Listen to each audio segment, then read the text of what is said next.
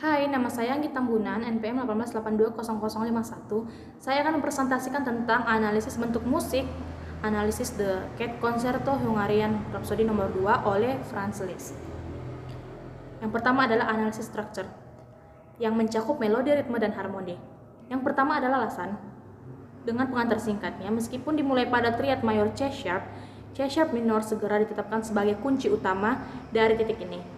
Komposer memodulasi secara bebas, terutama pada tonik mayor dan mayor relatif. Suasana hati Lasan umumnya gelap dan melankolis, meskipun mengandung beberapa momen lucu dan berubah-ubah. Bagian kedua adalah Friska. Ini terbuka dengan tenang di kunci F sharp minor, tetapi pada kunci dominannya C sharp mayor mengingat tema dari Lasan. Harmoni dominan dan tonik yang bergantian dengan cepat meningkatkan volume, tempo mendapatkan momentum saat tema utama Friska dalam mayor F sharp didekati. Pada titik ini Friska memulai perjalanannya dengan energi dan bravura pianistik yang terus meningkat, masih ditopang oleh harmoni tonik dan dominan yang bergantian. Modulasi terbatas hampir secara eksklusif untuk dominan C sharp mayor dan median yang diturunkan A mayor, sebelum suara angin puyuh terakhir saat keterangan menguasai kunci minor F sharp.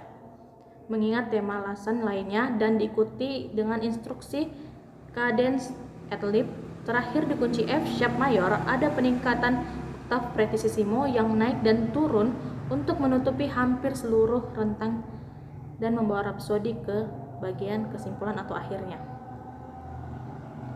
Liszt merencanakan pilihan kuncinya dengan cara yang sangat simetris. Meskipun kunci utama Lasan adalah minor C sharp dengan tanda kunci yang sesuai digunakan di seluruhnya, karya ini dibuka pada akord mayor tonik mayor C sharp, namun pada bar ke-6 nada suara minor ditetapkan.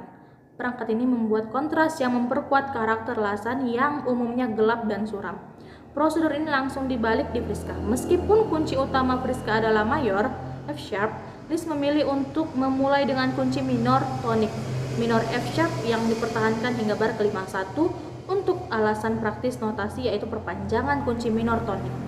Liszt memilih tanda kunci F sharp minor hingga datangnya tema utama F sharp mayor. Kali ini penggunaan nada suara minor yang lebih serius digunakan sebagai kontras dengan munculnya tema utama Friska yang ceria. Lanjut dengan analisis konsepnya, yang mencakup ide, latar belakang karya, dan latar belakang komposer. Ide yang mendasari karya Hungarian Rhapsody nomor 2 adalah judul Rhapsody ini sedikit membingungkan karena tema pengantarnya adalah bahasa Rumania, bukan bahasa Hongaria. Tema ini ditemukan di salah satu buku sketsa Weimar Liszt. Tema lainnya diambil dari pianis Jerman yang bernama Heinrich Ehrlich. Yang kedua adalah latar belakang karya. Disusun pada tahun 1847 dan didesain untuk Count László Teleki, Hungarian Rhapsody nomor 2 pertama kali dipublikasikan sebagai pentas solo pada tahun 1951 oleh Senff dan Ricordi. Keberhasilan dan popularitasnya yang langsung di panggung konser menghasilkan versi orkestrasi di aransemen bersama dengan 5 rapsodis lainnya pada tahun 1857 sampai 1860 oleh komposer yang bekerja sama dengan Franz Doppler dan diterbitkan oleh Schubert pada tahun 1874 sampai 1875. Selain versi orkestra, komposer mengatur versi duet piano pada tahun 1874 dipublikasikan oleh Schubert pada tahun berikutnya. Yang terakhir adalah latar belakang komposernya.